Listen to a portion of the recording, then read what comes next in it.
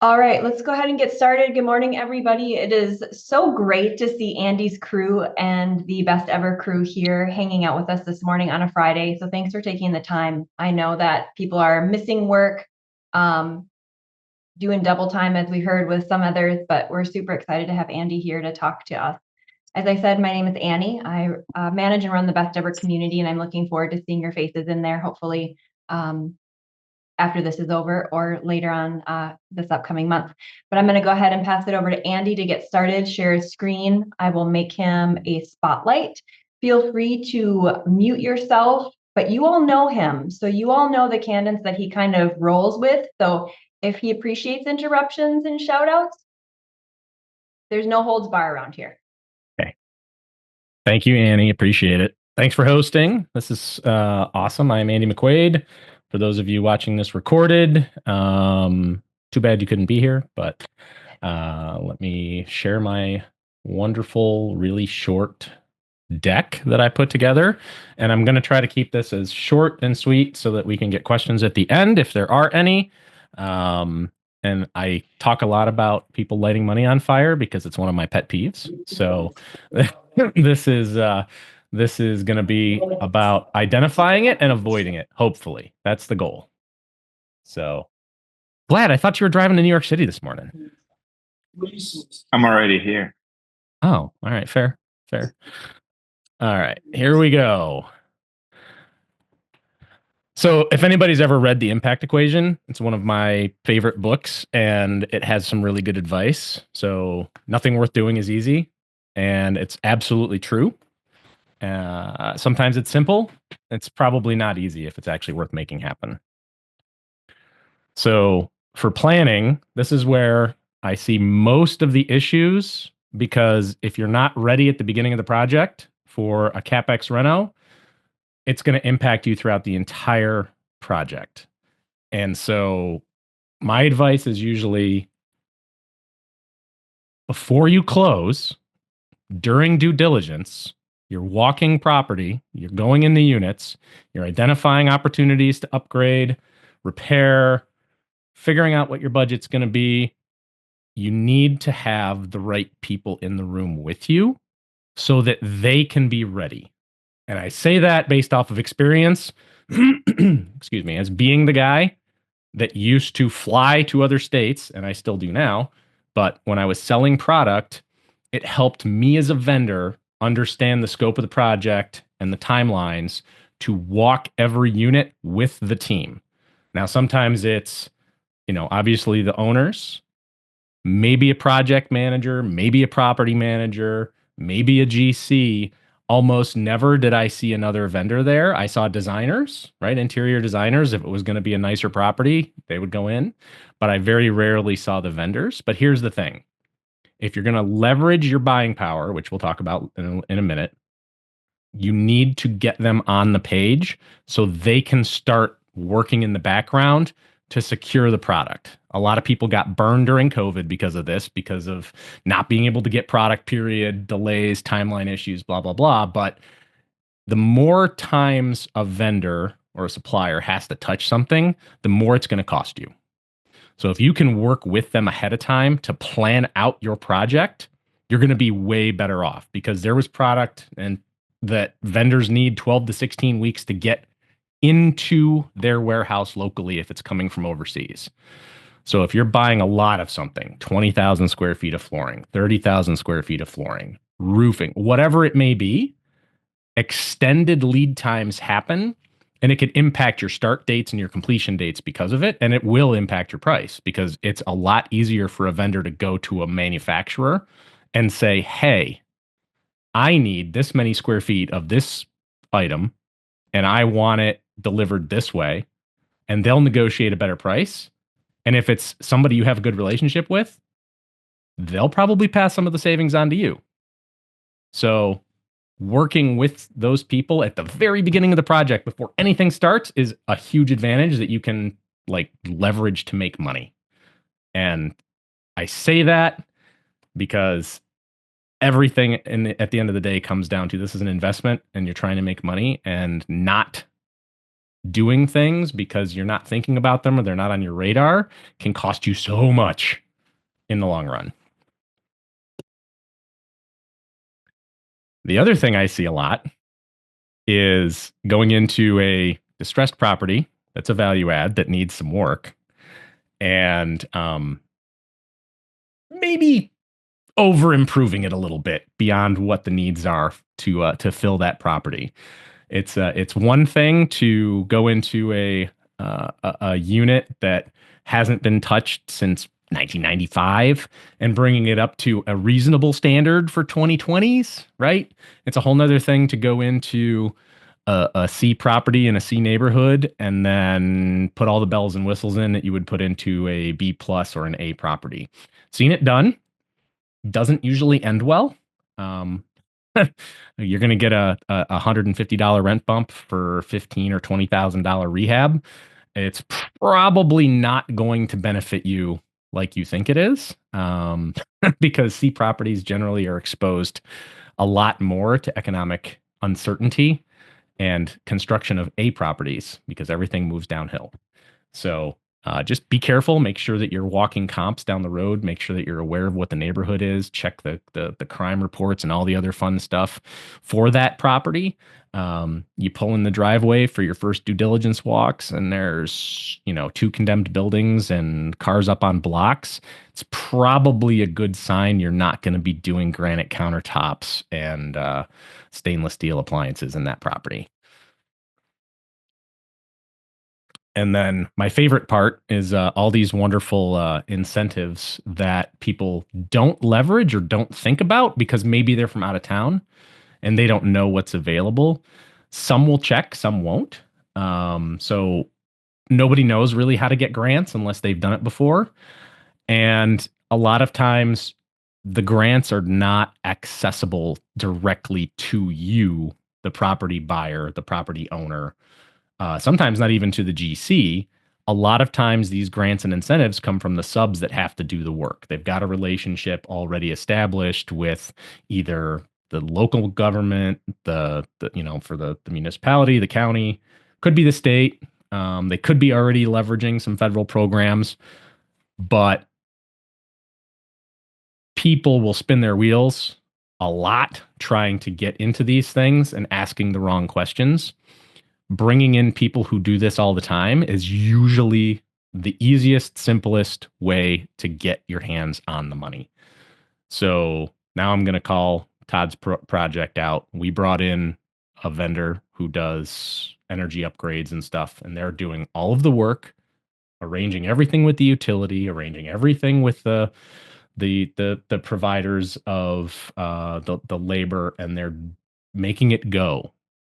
with very little real interaction from the owners of the property, right? So Vlad talking to Rise when we brought them in, they're doing some window grant stuff. They're doing all the water fixtures. They're doing thermostats. They're doing what else? There was one other thing. Oh, are they doing any of the weather sealing?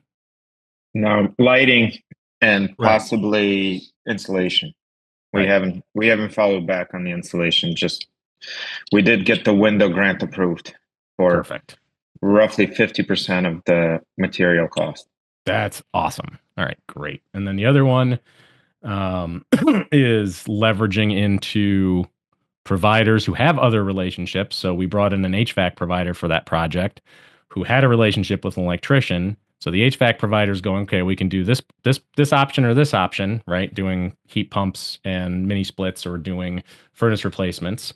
And then he has an electrician that will come in, that actually did come in and spec'd out what it would cost to upgrade this, 1940s building to modern electrical standards for being able to put electric ranges in, being able to put microwaves in.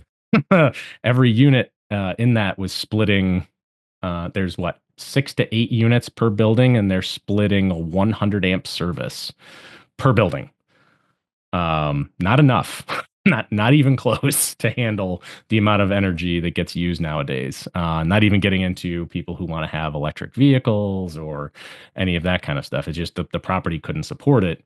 And I think that the grant money for that is about $1.5 million, if I'm not mistaken.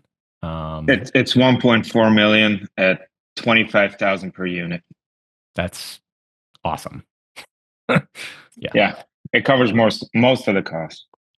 Yep. Which is huge when you're looking at any type of upgrade like that. So definitely something to leverage. Sometimes it's not necessarily about going to, if you're trying to get your own grant written and you're putting money in for public works or something like that, there's a different process. But when you're just trying to improve a property and you're not trying to create a grant and get it funded through a state budget or a county budget or anything like that, and your timing isn't necessarily 12 to 20 months that it takes to create a grant and get it funded through the government, this is the next best way to access that funding. And then leverage is my favorite part of this conversation because a lot of people like to spread the wealth around. They don't necessarily. There is risk with putting all your eggs in one basket, which I would never recommend, but it's not always just about, well, how much money, can I extract from this on a loan later? Like that's a different type of leverage. I'm talking about leverage on relationships and your buying power. So a lot of it comes down to how am I going to maximize the level of service and the pricing and the terms and all of the other stuff that I get when I'm turning an apartment complex, whether it's 56 doors or 400 doors or 1,000 doors plus. What am I going to do? How am I going to do that? It goes back to partially the planning, having the conversation with your vendors, having them walk through those units with you, having them look at the plan, working with your designers, working with what standards you want to bring it up to, and then figuring out the best way to secure all the stuff at the right price and the right terms for your team and your project. A lot of people underestimate how much damage they can do to their purchasing and procurement by farming it out and not using their own buying power. So a lot of people will pass off purchasing for one of these projects to like a GC. Some stuff that's fine. Other stuff, being in control can benefit you as an organization if you're going to do a lot of this type of project. You have multiple projects planned because there are vendors that work nationwide that can provide the stuff you need. And if they know this is going to be something, again, it comes down to pre-planning. They know you're going to use a lot of this stuff. They're going to pre-buy, manage the inventory, manage the logistics and supply chain, and take all that stuff off your plate because they want the business. The less that they have to do, the less it's going to cost you. But you're also not going to be subject to the markups from hiring a GC and having them provide all the product.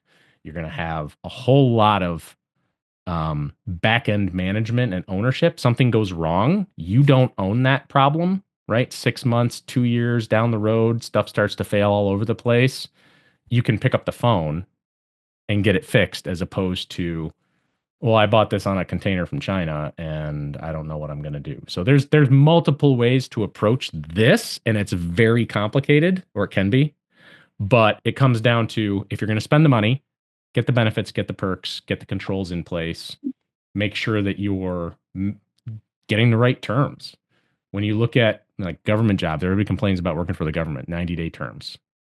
Well, guess what? A lot of these vendors will provide you with 90-day terms, 120-day terms before you have to pay for product. A lot of them will make you pay up front for stuff if they're importing it from overseas. Don't get me wrong, but you have to work with everybody involved in the project and make sure that you're actually getting the benefit of the money you're spending, because a lot of people do not. A lot of people just look online and go, oh, that looks like a fair price. Well, yeah, but online it's a 40%, 50%, 60% markup. You're not getting the benefit of the thing. Or you're worse yet, you're getting, well, I'll give you 10% off. Well, that's great, but the guy's still making 90% margin. Like, it shouldn't be a question of how much off you're getting. It should be, what's the actual market for people doing the business I'm doing? So if I'm doing $2 million, $3 million a year in business with a vendor, I should probably have equivalent pricing to other guys spending 2 or 3 million, not just the 10% coupon you get in the mail from Home Depot. right? That's not going to cut it.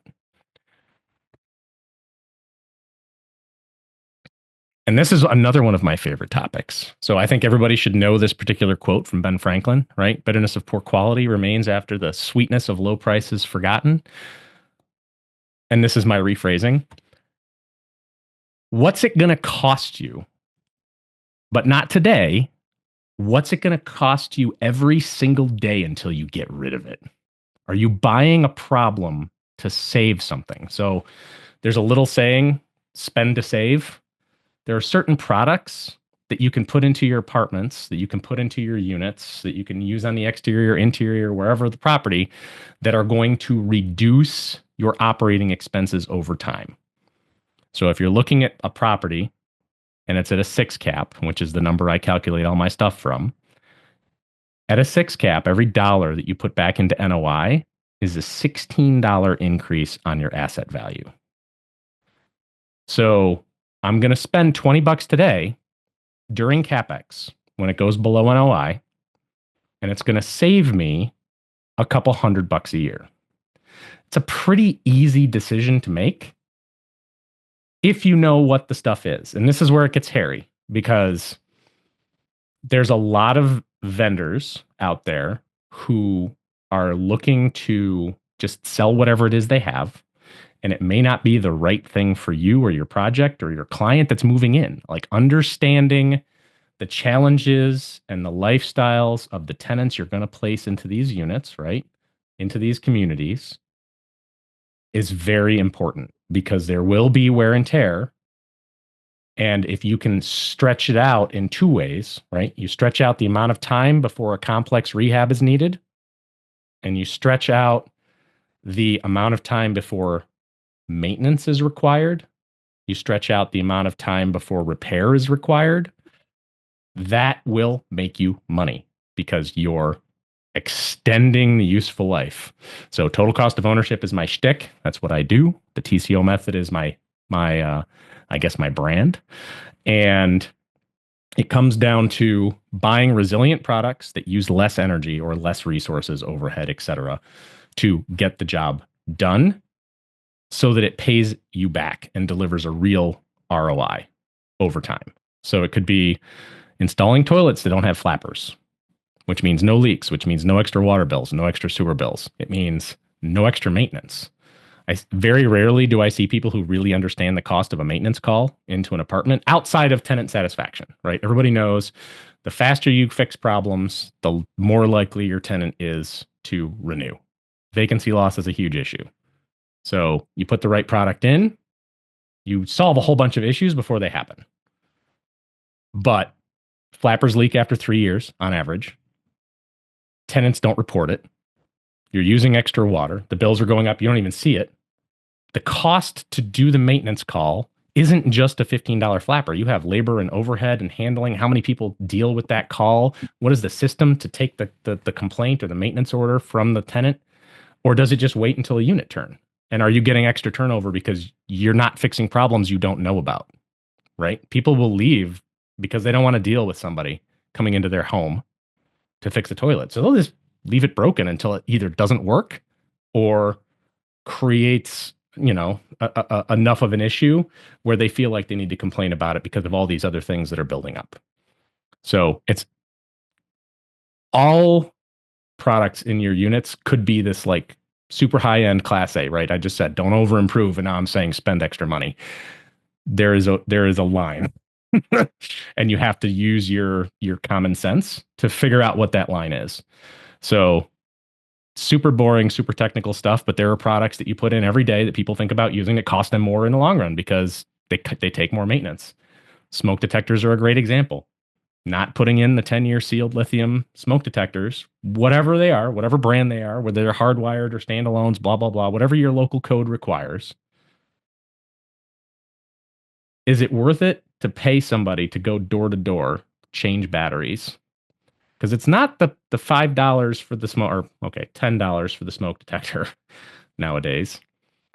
It's not about saving the $10 or $20 on a smoke detector. It's about what do you pay those guys hourly to go door to door to swap batteries every 6 months? Like, that's where the impact comes in, and that's what hits your NOI. Same thing with flooring. You're going to have dogs in the units. Is it worth it to use a flooring that gets damaged easily? Because it's cheaper at the beginning. Or worse yet, there's no dogs, but you're using something like sheet vinyl, which rarely gets installed properly. Nobody glues it down, right? They usually loose lay it, which means it tears. Or they're using a product like a laminate, where it's basically cardboard with a picture of wood stamped on it. Soon as you get a spill on it, it doesn't matter how fast they clean it up or what's in your terms of your lease, it's going to get replaced at the next turn. As opposed to putting in a product that lasts a little bit longer. 5 to 7 years is a good target. And then you don't have to do anything to it. You don't have to repair it unless some sort of freak accident happens, right? You can just leave it there, shine it up, take a couple pictures, lease the unit. And now we're getting into another one of my favorite pieces is the team. Because the team you work with will make or break you. And I've seen plenty of static on social media and from some of my customers where they'll blame the GC. They'll blame the town. They'll blame the tenants. They'll blame the market. They'll blame all these other things for why their assumed returns do not actually return. And a lot of that comes down to not vetting the person right. Like there's plenty of people that I've seen that go out and hire a GC who swears up and down that they're qualified to do the job. And they're at an 80% vacancy or at 80% lease up, right? They're 20% vacant. They've got all sorts of issues on the property. They're getting insurance claims for slip and falls and whatever else, right? Vandalism, the whole 9 yards. And sometimes it comes down to, does this guy actually know? Has he actually managed this type of property in this market before?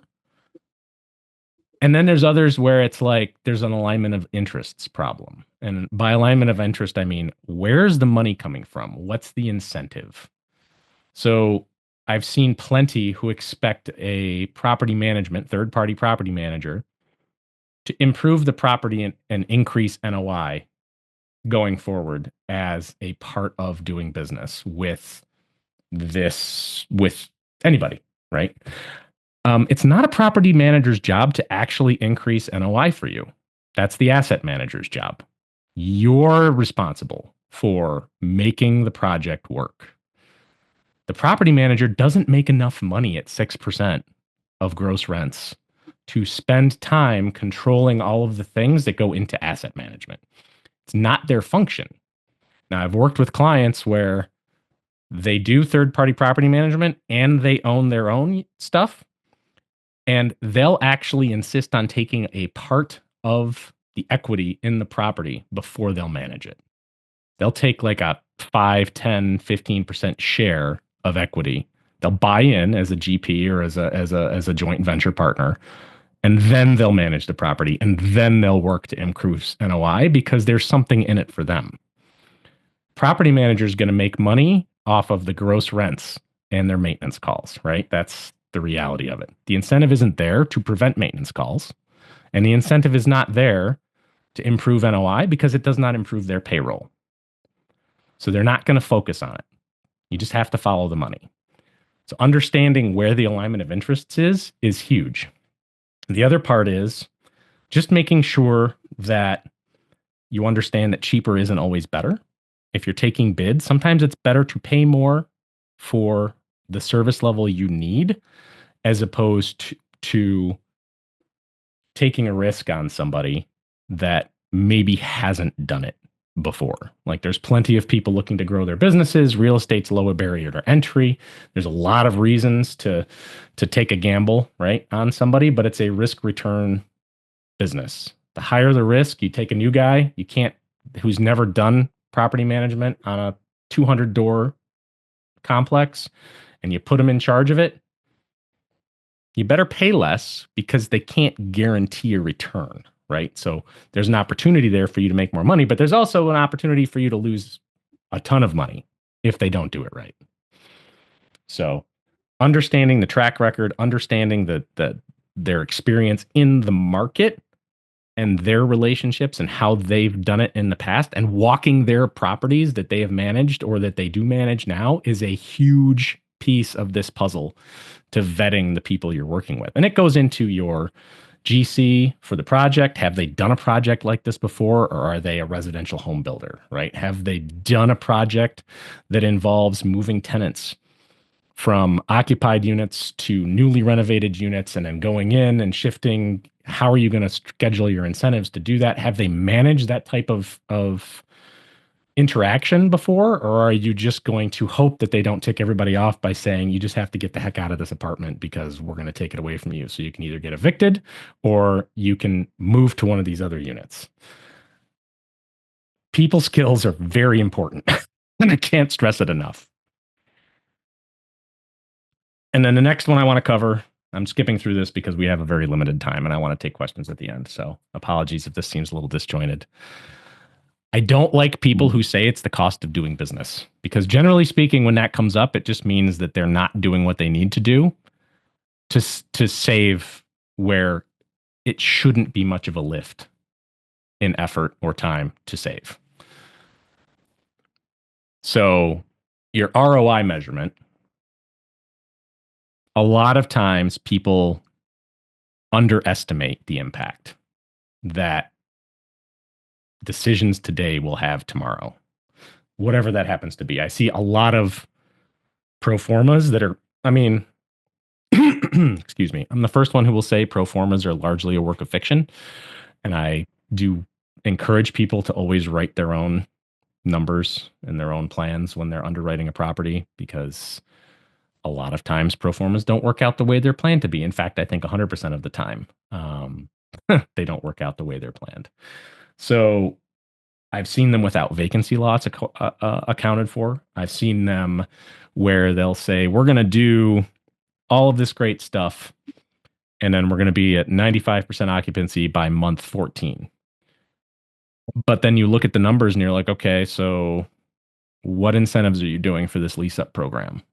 Where's your loss to lease? Where's your calculation for cost of capital? Where's your planned out vacancy loss? Like, it's just not there. And that creates issues for not just your investors, but also for the people who are operating the property, because they're responsible, and if your asset manager is trying to manage NOI and you bring in an outside firm to lease up your property and they're going to give first month rent free and a $200 gift card to Home Depot or whatever it may be, well, where's that money come from?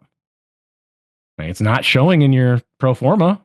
Oh, what are you doing to mitigate that? Are you going to be able to get the full rent that you think you're going to get?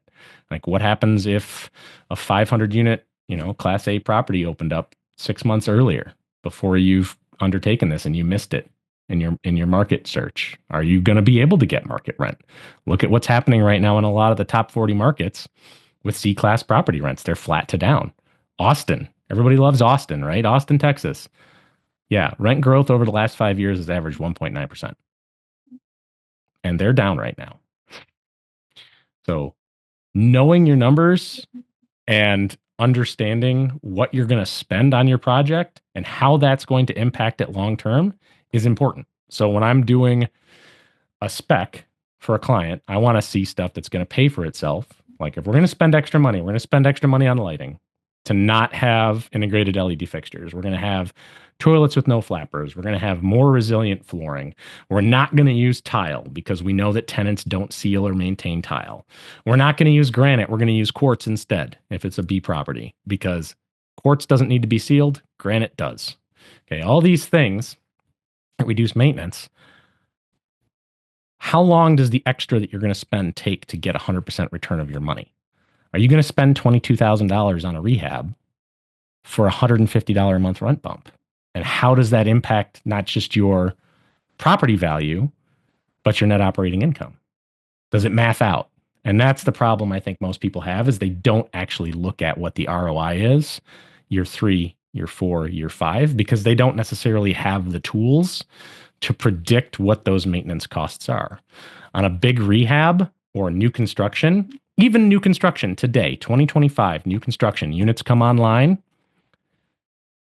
Years 1 and 2, maintenance is way down, right? You can easily see a legitimate 35% expense ratio for the first couple years. Year 3, it starts to creep up. Year 4, year 5, by year 6, you're closer to 45 to 50%, even on new build. So if you're going into a 1960s, 1970s, 1980s, 1990s vintage, and you're doing a rehab, you're going to see that come into play, and it can hurt you if you're not ready for it, because your cost of doing business is going to go up.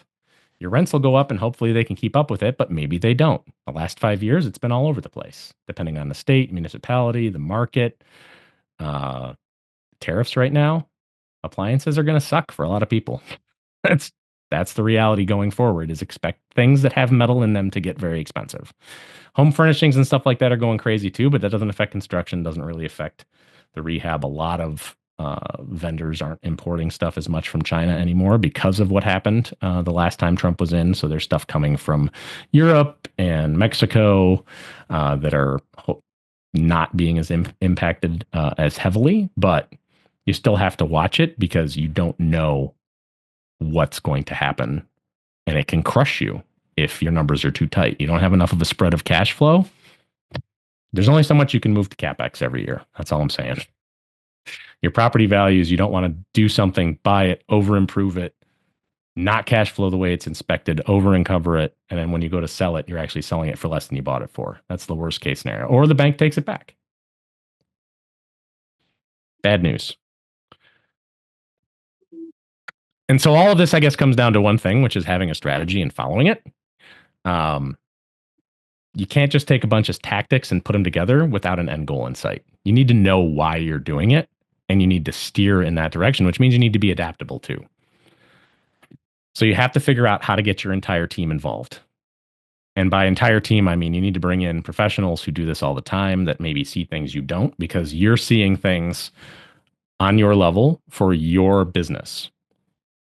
When you have people who come in, whether it's your attorney, whether it's your CPA, whether it's a cost segregation firm, whether it's a guy like me that's a consultant, whether it's a GC that specializes in this stuff, your goals, they need to understand what they are because they can help tailor it to you. So if you're doing cost seg, you can cost seg up to 3 times on a property acquisition. Pre-purchase, like you can structure it in a way where it works. But if you're going to sell the property in 2 years, why is it even worth it with depreciation recapture, right? Is it going to work out for you? 100% bonus depreciation actually comes back, might be worth it. But we'll see. That's up in the air, right? Getting the entire team to understand what your goals are and how to structure things. Your attorney, when you're coming in to do your LLC, they can assign depreciation to different partners in the LLC.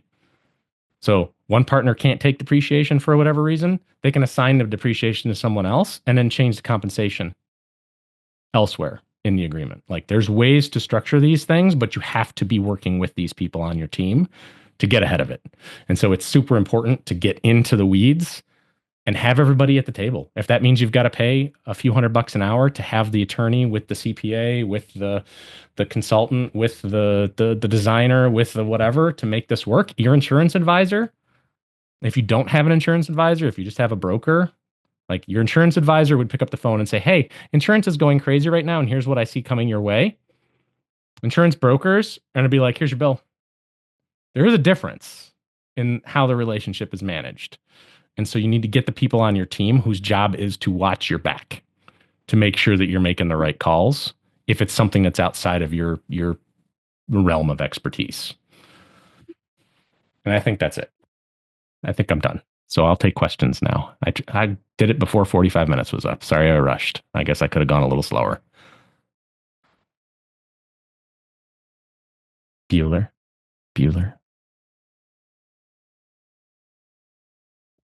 All right, Andy, I have a question for you. What you got? You named toilet smoke detectors and flooring. Yep. For reducing operating costs. What are your other top 3 products you would say to people to think about spending more money now versus later? Lighting. Mm-hmm. So most leases have had tenant responsibility on replacing light bulbs, probably for the last 40 or 50 years. And most lighting now that you buy is integrated LED fixtures, which can't be repaired. You can find some that can be repaired, but they're very expensive in comparison. So if you're going to go, use LED bulbs and just make it part of the spec and buy a nice fixture from if you've got a designer involved, or even if you don't, find something that looks modern, looks decent, but takes a screw-in light bulb, and you pass that cost back to your tenant. So that's probably the primary. Another good one is entry systems and lock sets. So there's a big push to move to battery operated keypad entry systems, which makes life easier in a lot of cases, but you're adding a maintenance item that needs to be replaced at your expense every so often. Like, you can write it in your lease to, that the tenant needs to be responsible for changing a 9-volt battery. Just me, if it was a C property, I don't want my tenant taking apart a lock set on the door to access the battery, and I don't want to get a lockout call because they didn't do it in time and the battery died and now they're locked outside of their apartment. So I would just stick with keys in the right class. Like, there's some places where access control and stuff like that is going to be expected, right? A property, Lux property, but your calculations are different in that than it is in a C property or a B- property. So I'm not a fan of keyless entry because you get a 1-year warranty on the mechanical or on the electronics if you're lucky, and sometimes the mechanical doesn't even have that. So it's a question of what's it worth to you, amenities versus return on investment. I guess that's the polite way of putting it, because I know people who love them and swear by them, but as a guy who looks at what they actually cost to put in and operate, I go, I think the technology is quite there yet. I mean, if your doors are not installed square, you have to pay somebody to literally take the door out of the opening and reinstall it and square it up just so that they'll function correctly. So it can be more costly than maybe you plan when you first start the program. And then the third one, most of what I see is, honestly, paint touch-up is a huge one, because especially over the last, let's call it 10 years, paint manufacturers have been changing formulations to get lower and lower VOC levels. Well, every time they did that, they actually changed the formulation and it looks different on the wall. Same color, same company, same store, same brand. You go to do a touch-up and it doesn't work. You have to do a whole wall paint over. So make sure that you're working with your supplier, whether it's Sherwin-Williams, whether it's, ICI Glidden or PPG, whatever they're called now, and get them to give you a product that's going to consistently touch up well, so that you're not repainting an entire apartment every time you go to do a make ready or return. Huge waste of money. And then make sure that your painters are not charging you hourly. Make sure none of your subs are charging you hourly. That's you should be paying them based on the project. And if you're hiring painters, make sure that you're not buying the paint. Don't buy the paint. Set the spec, set the brand, set the location, COD it, make the painter buy the paint. Saves you a ton of waste and missing product that you don't know you're missing. So, Thank you. I have 2 questions. What was the name of the book you mentioned when you first started? Was it Impact Equation? The Impact Equation, yeah. Equation. Okay. And the other question is, you said, I agree with you that a lot of property managers, they're not looking to increase your NOI. But you said if you can bring on a property manager where they have a equity position, then they would be invested into the property and would, essentially help to bring up the NOI.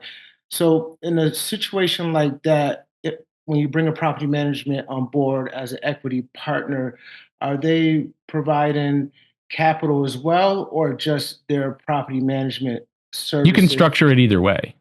So Bob Morgan, when he was doing the massive expansion and he went from like 18,000 units to 35,000 units in like 2 years, he was going in as a third party manager and then JVing in with all of these operators elsewhere, or he was funding it with other, hard money and stuff. But he wouldn't do property management or work on a property unless he had at least a 10% equity stake in each one. So he would either buy in as cash or he would discount his services or whatever, but he wanted part of the upside.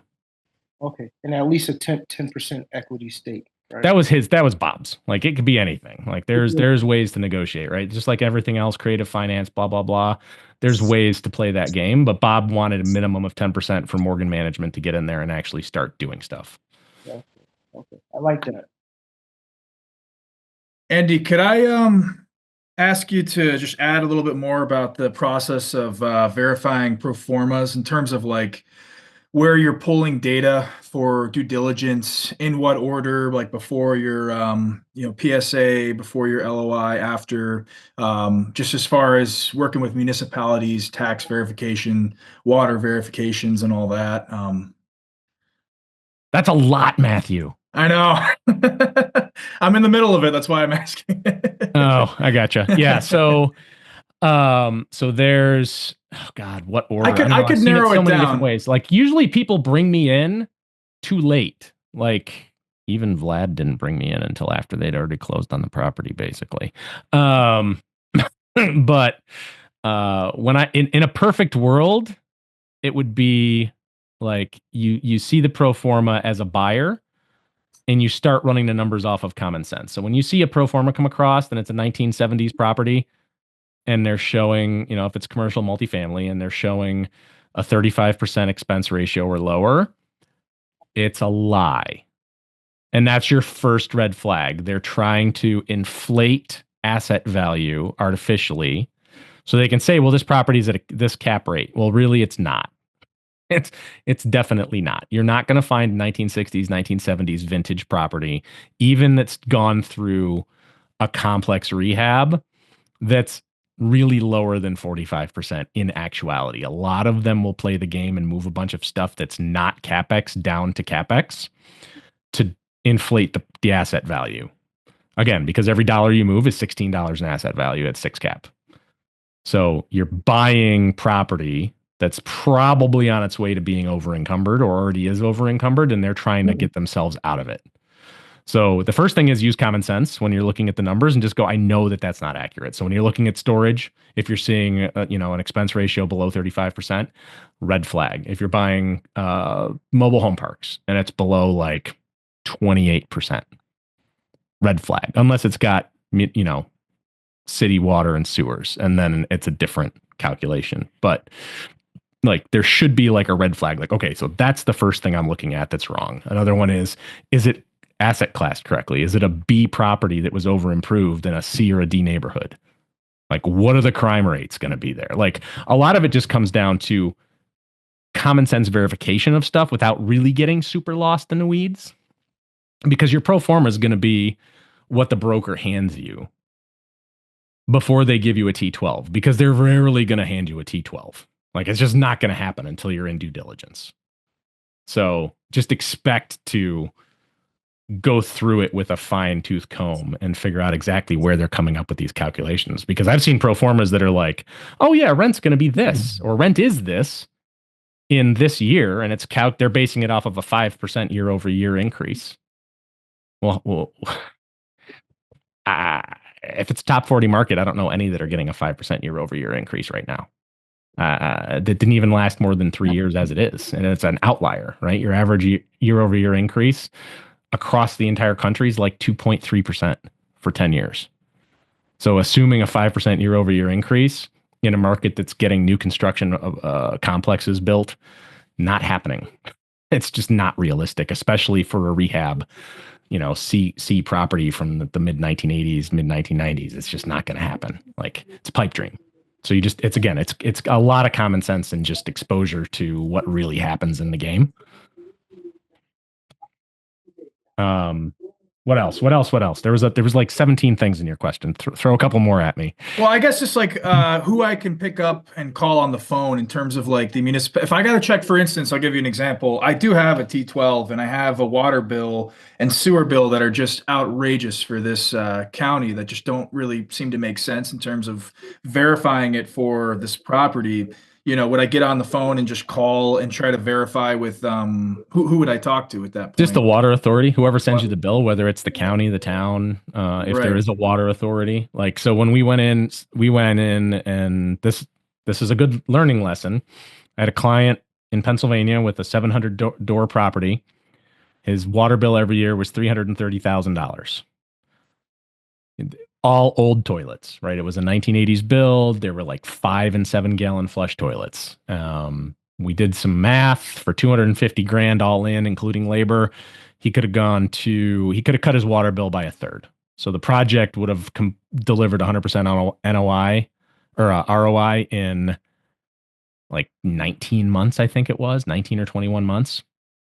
And we didn't make the call to the water authority first. So we do all this math, we get all this stuff set up, we figure out how to do this project, how to get the product on site, tractor trailer loads of toilets, having a crew there to do all the installs, just bang the entire thing out in like a 3-week period of time.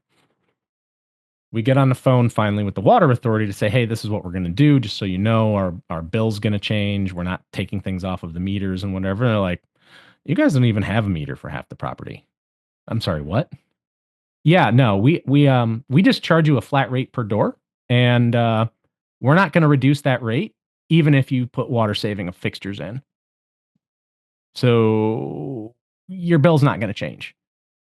Oh, okay. So you're just taking $110,000 a year out of my pocket. That's basically what you're saying. And how much asset value at $16 per is coming out of it. Yeah, it was not great. So definitely make the call first. Lived through that particular situation. Is there a path to get to like a triple net structure with that type of deal? Not with like, multifamily. No, there's no way. Nope. Yeah, I figured. All right. Well, that was helpful though. Thank you. You got it. I have a question. Yes. So- Hi, Prolet. So how do you find the person on your team that knows all of that stuff when you're starting a value add project? I love that question. You hire me, just like Vlad and Todd did. See? No. So a lot of it comes down to like there are GCs who know this stuff, who do this all the time. And some of them work nationwide. There are property managers who are in the game. Like what I do, like nothing that I do is like rocket science. I stole stuff from all of my customers when I was at Home Depot and 84 Lumber. Like I've lived this and experienced it. But like Pat, if he's still on, Pat Gallagher, I stole a lot of stuff from him during the time. And I mean, he stole stuff from me too, right? Because he used to be one of my customers when I was at Home Depot. But there's people out there who do this stuff, and it's about seeing the patterns and seeing the stuff over time and just being in it and experiencing it. So when you're going through and you're building a team and you're vetting people and you're looking at stuff, especially as an LP, it's like, well, track record is huge. And I think we've learned that 2019 to 2022 is it doesn't matter unless you're looking at unlevered yield on cost. So it comes down to how many of these have they done successfully and moved on. And it's not even how many have they gone full cycle on. It's are they cash flowing on the ones that they've done if you're going in with a partner. So looking at it from an LP perspective, I would go, okay, are they, 35% expense ratio, which is fiction, and then they're taking a note at 75% LTV, which if expense ratio is really 50% or 52%, does that mean that this property is actually at like 90% LTV and there's no cash flow left to pay any of my distributions that I'm supposed to get? Because they're going to continue spending 52%. But now the property, instead of being legitimately 75% LTV, is like 93% LTV. And there's no wiggle room for a real CapEx because they've put so much stuff that isn't CapEx into CapEx that your NOI is completely skewed. So when you're looking at it from an operator standpoint, you would look at how many of these have gone in their wheelhouse, or are they in this neighborhood? Like there are property management companies that don't do outside investors at all, that don't do anything from anybody outside of their little circle of family offices, where they go into a market and they just buy 2 or 3 apartment complexes, and then they buy 2 or 3 more, and then they buy 2 or 3 more, and they just build them to cash flow, and they plan to hold them for 5 to 10 years. And so those are the companies, when you find out who their GCs are, who their subs are, what they're doing, like, copy it. Quite frankly, like, if they're using a construction company that is local to the market, that does it all the time and shows consistent returns, that seems like a pretty good qualifier to me, and I know, just in my experience of 20 something years doing it, the guys who are doing it for the first or second time definitely do not have all their ducks in a row 99% of the time. So yeah, a lot of it's just track record. I don't know if that really answered your question, but sort of. But does that also mean that, for example, if I'm a GC, not that I'll ever be, but would I go and try to differentiate myself in front of like the multifamily person as a client in some way, where I would go and say like, hey, these are the things that I think that you should be doing, instead of just kind of like saying, oh yeah, oh, do. Absolutely. Yeah, no, they should be working, like, so there's 2 levels. So there are what's called an owner's rep, where people get involved and they're literally hired because you, the owner, the GP, the whatever, don't have the experience you need to negotiate from a point of strength. So you bring in an owner's rep to do that for you, who does that all the time, and they do the negotiation. They help you build your team. Like, I don't get into full owner's rep status. Like, I don't want to pay the insurance for it, and I don't want to get that deep in the weeds of arguing with people all the time. Like, I want to be an asset and a resource, but there are people out there who that's their full-time job, is just being an owner's rep, working for the owner of the property and advocating for the goals and staying on strategy, and they will help to establish all of that stuff. So that's a good place to go. And again, there's some that owners reps that are really familiar with multifamily, and there's owners reps that only do like mid-rise, high-rise office construction, that type of thing. So again, it comes down to what's the wheelhouse. We're such a fragmented industry with so many different hands in a cookie jar. Doing the due diligence side of vetting people who are going to be on your team. And that's why I say the planning happens when your offer letter is accepted. Like, you need people on site for DD. You need to have this, you need to start building this team and planning ahead if you're going to have the best results and save the most money over time. So at what point somebody hires somebody like you? I prefer that they bring me in during due diligence so I can walk the property and start making suggestions, because my experience, I've got the new construction side, the structural side. Like, I can find issues structurally in a project that, like, this is kind of a red flag. We need to make sure that this is not actually a wall that's collapsing or a floor that's collapsing. You need to, make sure your load bearing is correct and there's no problems here or there. But I've come in, midstream. I've come in after they've started construction for a couple months and they have problems. I've come in when they can't find something or they can't fix a problem. I usually charge more then, just because, okay, so your problem is now my problem, as opposed to bringing me in at the beginning and there's less problems or no problems. So. Andy. Hi, Pat. How are you? Good. How are you? Good. You were crushing property managers pretty bad there for a while, so I got to jump in on this here. But you're not a property manager anymore. You sold. You shouldn't be offended. I'm just on a leave of absence right now. Oh, is that what it is? All right. Yeah. But we always try to increase rents, and then NOI goes up, and then the percentages go up for management. But I think you're right. 100%. We're not strategizing the whole community, the whole complex, and I know what you mean, the methods and so forth. You're completely right. We try to help the owners with larger portfolios and give them some suggestions and so forth, because some of the out-of-towners didn't really know. But I love the big stuff. Obviously, I own partners with some big stuff. I have stuff out of state, bigger stuff. The JVing And equity always scares me a little bit because the JV, even though you're buds and so forth, obviously you just can't act. You got to always run it by some guys or your partners. That can get in the way. So moving forward, to me, again, not that I have an issue with my partners and networkers that I have, but I guess moving forward, I prefer to have my stuff. They have their stuff. We help each other out. I wanted your kind of thoughts on that because can I still grow big without JVing, or do you think JVing is kind of a necessity? Yeah. So when Bob started JVing, he doubled his portfolio in 2 years and went from 17,000 to 34,000 in 34 states. Like, it was insanity. And that backfired on him, right? Like, we saw the fallout. So it's definitely not for the faint of heart. And I think that it was a line he drew in the sand that worked for him at the time, because I think he was doing some stuff with the banks and cross collateralizing and portfolio loaning and that kind of thing, so he could get more capital to buy more properties. Because it wasn't like he JV'd on all 17,000 doors that he grew in 2 years.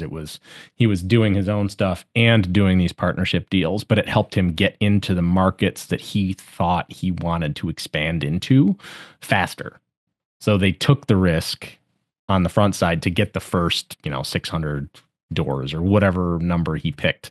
So it just, however it works, I guess.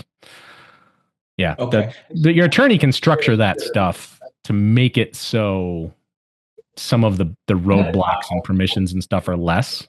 And it just comes down to what the structure of that looks like. Okay. And then the equity, same thing. And maybe I'm tainted from where I came from because we were heavy in C and D properties. And as a manager, we had 3 to 4 lawsuits a year, various type of lawsuits connected to the property. So of course I'm on the defense a little bit. If I have some equity, which is 5 or 10%, I'm also on the hook probably if things go south. Yes and no. So it depends on how the operating entity is separated from the asset itself. Because if you're in there and it's structured correctly, I think you can structure your agreement even though you're part owner. Like, if you get sued and they're suing the property and they're suing the property manager, which they always do, yeah, you have some exposure. But so I'll use Solomon as an example. When they buy into a market, they create like an overarching LLC that covers like an entire region or territory. So they'll have the LLC, for example, that covers Michigan and Ohio, they created. And then each property is its own LLC owned by that Michigan LLC. And then it rolls up. And then the operating company, the management company, is completely separate. And they treat it just like a third-party property manager, even though there's some equity in there. It's all about just building it out and insulating it through multiple different layers of LLCs to keep the exposure to your assets, outside of that one instance minimized. And that's just working with maybe a securities attorney, but probably somebody who just specializes in asset protection. Okay. Thanks, Andy. Yep. If they were an LP in like a syndication, are the LPs still on the hook? If Pat's worried about like, oh, what if they get sued? And so is an LP as insulated or are they just as vulnerable? This is a hairy one because there have been some properties being foreclosed on, and there have been LPs that were made responsible for some of the guarantees on the notes without them necessarily understanding it. And that also creates some exposure. But typically an LP is just a capital partner, so they share in the losses and they share in the benefits. So it's not always like their personal assets are going to be sued. Usually the lawsuit starts at the property level, and the way the securities attorneys structure them does normally, but I've heard some horror stories. That's really more of like a Leila Kunimoto, Alexei Chernobylsky type of question. I don't really I've heard horror stories. It's not the norm.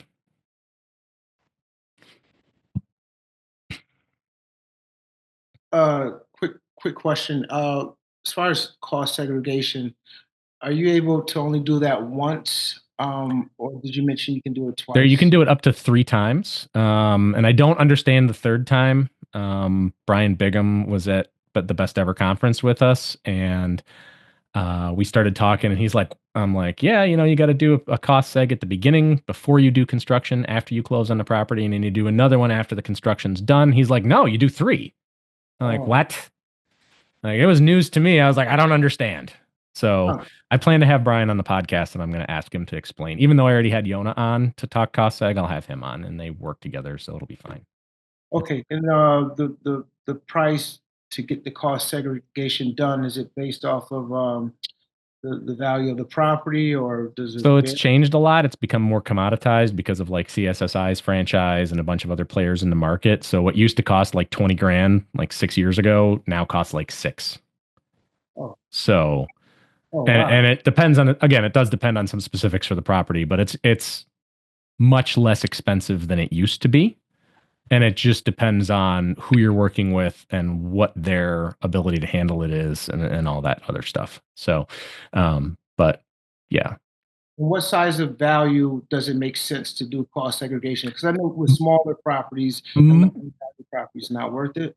Most people say that it starts at 200,000 to 300,000. I've heard others who are like, don't bother, if it's $1 million or less. And then I've heard others who are like, don't do it at all if you're going to sell it within X number of times, because you're just going to pay everything that you depreciated back in the recapture tax. So having them as part of your team for your strategy with your CPA when you're making the decisions up front is super important. It's part of building out that team and planning that stuff out, because there are outsized impacts to little things that you may not realize getting into it. Okay. Andy, could I ask you a quick question just about the drop and swap strategy? If we're looking to come in at a purchase price, below what the actual value of this asset is, I have an investment partner that is not too familiar with how the process works, nor am I, really too privy to it. He's expressed concerns about it affecting the tax basis, and I'm not sure if that's anything you might be able to touch on that I can clarify to him, if it would impact, say, is it like commercial or residential? It's a commercial property. So if it's commercial, what's the value of it? 2.6. Okay, so it depends on how you structure the financing and how the county treats when a lien is placed against the property, because they will reassess your taxes based on the lien. Most likely, sometimes they're slower with it than others, and some of them don't do it every year. Some of them do it more often. So you need to, once the closing is complete and you get your reassessment, whenever that happens, challenge it. And you hire somebody who specializes in challenging it. There are a bunch of attorneys that will do it. We actually have a guy who used to work for Cabot. He was a VP. His name is Ted Welter locally. He will do the challenges, and most of these guys, with attorneys, you're going to pay them up front. With the guys who specialize in challenging tax assessments, they will charge you a percentage of your first couple years of tax savings, and that will be their fee. So you'll split like 10, 20% of whatever they save you on your tax bill to them every year for a certain number of years based on the agreement. And everybody's a little different, but was that the right kind of taxes? Were you talking property taxes? I hope. Yeah. Okay. Yeah. You got it. Perfect. Yeah, that's something that a lot of operators miss, is they don't know how the tax, so Texas is kind of like an outlier because it's a no report state. So they don't have to report what the property sold for. And then there's workarounds in New York State. Like one of them was talked about during, I think, our January meetup at FRIA, where you buy the entity, the LLC that owns the property, and you transfer the assets. Yeah, the drop and swap. And so the drop and swap only works when it's 100% cash sale. Yep, that'll do it. Okay. Thank you. Yep. All right, everybody. I think we've kept Andy on long enough, and a lot of you get to enjoy his presence at all these meetings that you all attend. So I just want to say thank you for joining us and hanging out. Andy, thank you for taking your Friday morning to hang out with us. I popped in my email and the best ever link for the community if you all are interested in joining. There is never any pressure coming from me, but these are fantastic questions to ask are experts inside the community, which Andy is one of them, to get them answered and just to have good conversation with people. Anything else, Andy, that we need to know or walk away with? Did I miss anything? I don't think so, but thank you. This was fun. I appreciate the opportunity. Yeah, absolutely. Thank you, everybody. And I hope you all have an amazing weekend. Thank you. Thanks, Andy. Thanks. Take care. Everybody, thanks for hopping on. Great weekend, everyone.